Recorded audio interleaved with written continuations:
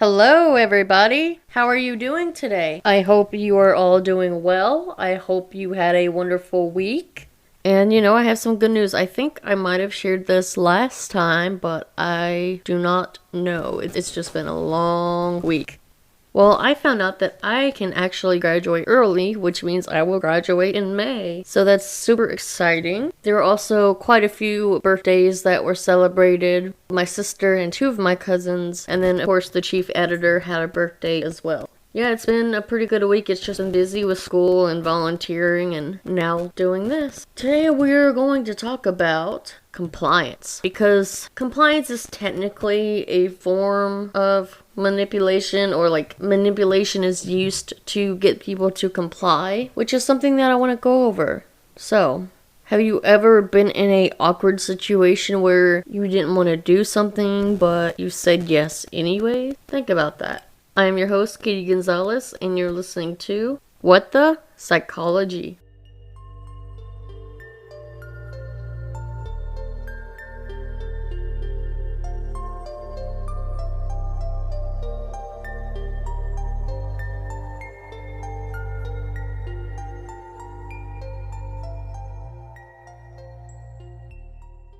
Alright, so compliance is a type of social influence where an individual does what someone else wants them to do, following his or her request or suggestion. It is similar to obedience, but there is no order, only a request. So, obedience is following an order, whereas compliance is following a request. Best and easiest way to think about it. According to Brecker, Olson, and Wiggins, in 2006 they wrote about compliance. They said that compliance refers to a change in behavior that is requested by another person or group. The individual acted in some way because others asked him or her to do so, but it was possible to refuse or to decline. So situations calling for compliance take many forms. These include a friend's plea for help, sheepishly prefaced by the question, "Can you do me a favor?" They also include the pop-up ads on the internet designed to lure you into a commercial site, and the salesperson's pitch for business prefaced by the dangerous words, "Have I got a deal for you?" Sometimes the request is upfront and direct. What you see is what you get. And at other times, it is part of a subtle and more elaborate manipulation. So this can also be people that come door to door with you, like Jehovah's Witnesses or that pest control guy in the neighborhood that is trying to get everyone to sign up or something like that. I know we've had plenty of those at our house to where we had to eventually just put up a no soliciting sign because, quite frankly, we don't want any of those services. And if we need services, that's what the internet is for. We can always Google and find what we need. And it gets old pretty fast. Like, at first, it's not too bad when you get knocks and rings at your door, but when your dog is constantly barking or they're waking up your husband and they can't sleep, that's when it definitely becomes a problem. So there are a couple of techniques that people use to make it to where people are more likely to comply with their request. And so the first one, I wouldn't say my favorite, but this is one of the first ones that I learned in my class. It's called the foot in the door technique. So this is a compliance tactic that assumes that agreeing to a small request increases the likelihood of agreeing to a second, larger request. Initially, you make a small request, and once the person agrees to this, they find it more difficult to refuse a bigger one. So for example, imagine one of your friends missed the last psychology class and asked to borrow your notes. This is a very small request that seems pretty reasonable, so you lend the notes to your friend. But then a week later, this same friend asks to borrow all of your psychology notes. This is a pretty large request, don't you think? So would you agree or would you not? The foot in the door technique works on the principle of consistency. People prefer not to contradict themselves in both actions and in beliefs. So this means that as long as the request is consistent with or similar in nature to the original small request, the technique will work. Sherman in 1980 called residents in Indiana and asked them if, hypothetically, they would volunteer to spend 3 hours collecting for the American Cancer Society. 3 days later, a second experimenter called the same people and actually requested help for this organization. Others responding to the earlier request, 31% agreed to help. This is a much higher than the 4% of a similar group of people who volunteer to help when approached directly. So another way to think about this is, say you have a politician come up to your door and they knock on your door and they ask, hey, can we give you a button or a sticker or like a pamphlet so you know kind of what my policies and beliefs are, so that way you can be better educated for a vote. And you say, okay, sure, yeah, hand me a pamphlet. Then, a few days later, the same politician knocks on your door and asks to put a yard sign out in your yard. You are more likely to comply and say yes because they've already made that first small request. Okay, so now I'm going to play an audio clip from Big Bang Theory, and in this episode it pretty much showcases this technique. I'll take care of you. What do you need? Well, my mom used to give me sponge baths. Okay, ground rules. No sponge baths and definitely no enemas. Agreed. Okay, nice and cozy. Okay, I'll see you later. Wait. Will you please rub this on my chest? Oh, Sheldon, can't you do that yourself? Vapor rub makes my hands smell funny. But Sheldon... Please. I can't believe I'm doing this. No, counterclockwise are my chest hair mats. Sorry. Can you sing Soft Kitty? What? My mom used to sing it to me when I was sick. Sorry, honey, I don't know it. I'll teach you. Soft kitty, warm kitty, little ball of fur. Happy kitty, sleepy kitty, purr, purr, purr.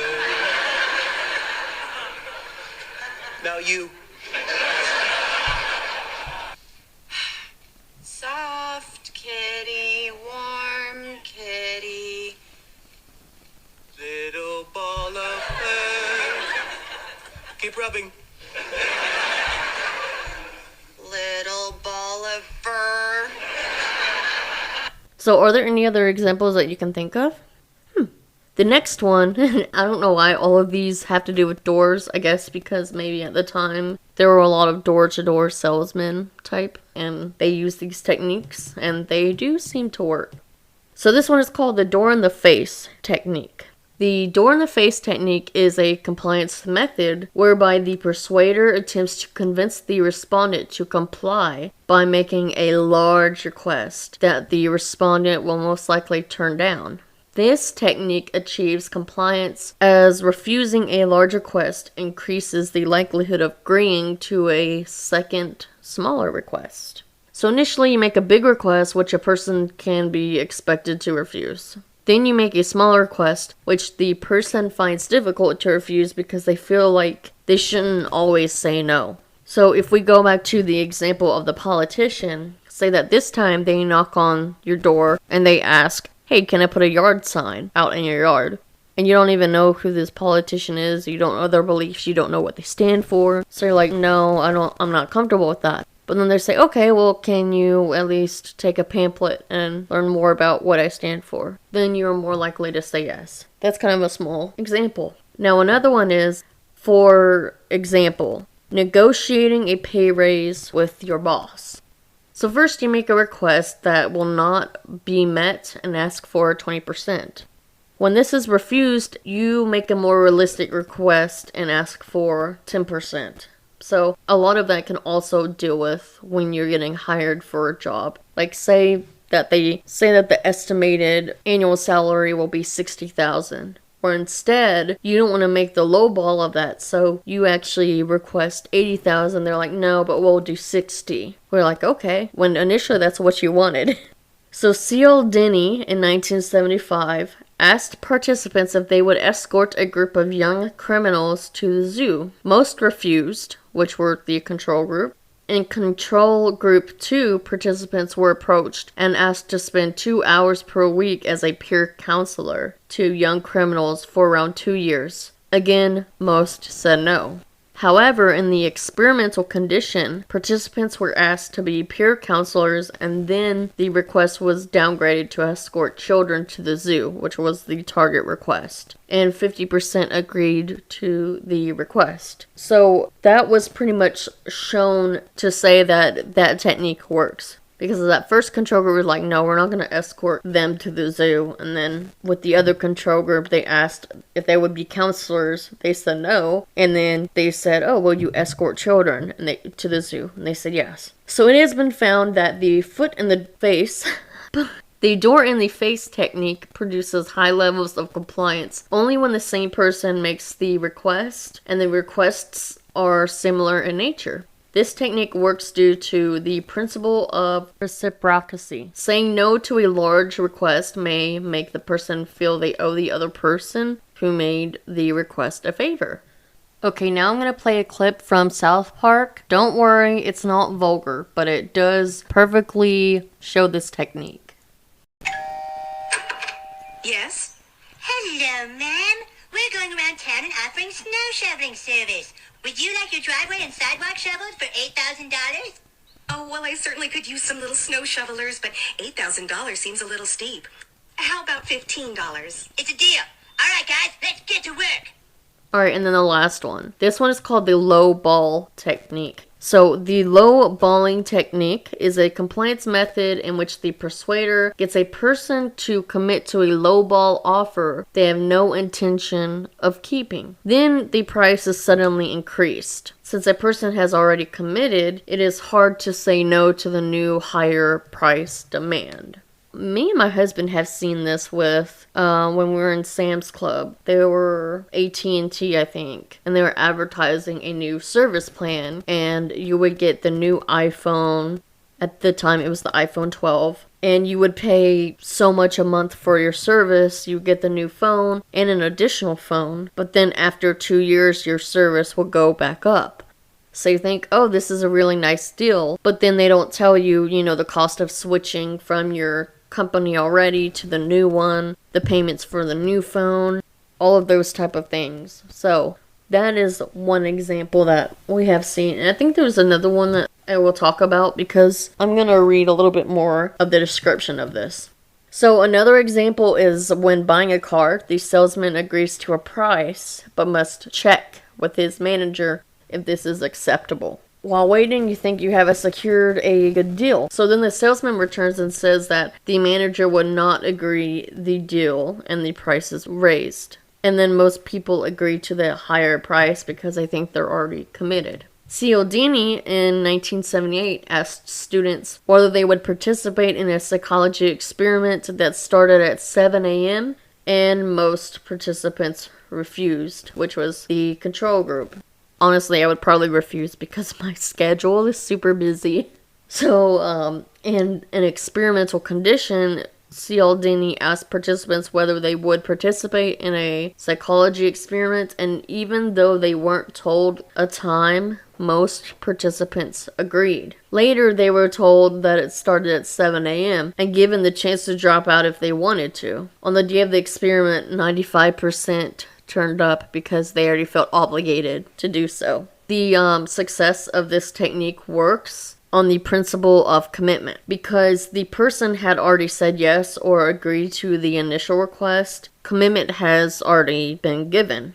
When the request changes or becomes unreasonable, the person will, to a degree, find it difficult to say no because of having originally committing themselves. So 3 different techniques. Now I want to share a story about a company, I don't even remember what they're called, that I believe they used all 3 of these techniques. So when we were at a festival in Omaha, and there was a drawing to win a grill. And so we put our drawing in, and then we got a call about a week later saying that we were winners of the drawing, and we were super excited, but they said, oh, it was an office drawing, that in their local office they do a small drawing and you get to pick a prize or two. And so we're like, cool, that would be great. And so they're like, okay, we'll come over and you can select what prizes you want. So what they do is, before they actually give you the prizes, they show you some of their products, how they work, and those prices are extremely high. Like, ridiculously high. Like Ford vacuum and I think a humidifier. And so we were confused because we thought we were getting prizes, and we're like, are these the prizes? And they're like, no, this is products for our company. We're like, well, we just want the prizes. So what they were trying to do was they were trying to kind of foot in the door there to be like, oh, look at these products. Like, we're already going to give you a prize, like a smaller prize, so a smaller request. And then here's a big request. And then once we got out, we got our prizes. Then the salesperson started trying to talk business with us. And they're like, this is what these prices are. And it was extremely high. We're like, no, we can't afford that, and we don't want to buy it. And she's like, oh, well, let me call my manager. And then they talked about offering a lower price, and this went on, but we were uninterested. And they finally stopped when my husband was like, the only way that we would get these is if they were free, because that's what we were expecting for the free prizes, and that's it. Like, we don't want your products. You know, we only did the drawing for the grill, and even that hasn't happened. So I believe they used all of these techniques. They were trying to get us to comply. And they do teach salesmen to use these techniques. They don't always give them the names of them, but they teach them how to do this and how to comply, because for some reason we are socially influenced that way, to where we feel like, oh, we're already committed, or we've already said yes to something, or the consistency of seeing the same person. Can you guys think of any other examples? If you're a salesman, I'm sorry for picking on you, but, you know, it is what it is. And if you're able to make people comply, you're a pretty good salesman. But it does have to do with the social influence and those aspects. Now, like I said, one of the scientists, or one of the psychologists here, said that compliance was more of a subtle and more elaborate manipulation. And that's what these techniques fall under. So it is still part of manipulation, which we are going to talk about more and more, especially since we've kind of been on the topic of mob mentality. I do want to get into cults and their leaders and how they manipulate their people. So this was just kind of a preview to that. You will see them use these type of techniques as well. So sorry that this week's episode is a little bit short, and I also apologize. I know the last episode's audio was not the best. I recorded in a different place than normal, and it just didn't turn out that well, and I really wanted to get an episode out to you guys. So which of these techniques have you complied to? Which ones have you used before? That, my friends, is part of compliance. I am your host, Katie Gonzalez, and you've been listening to What the Psychology. Stay psyched, y'all.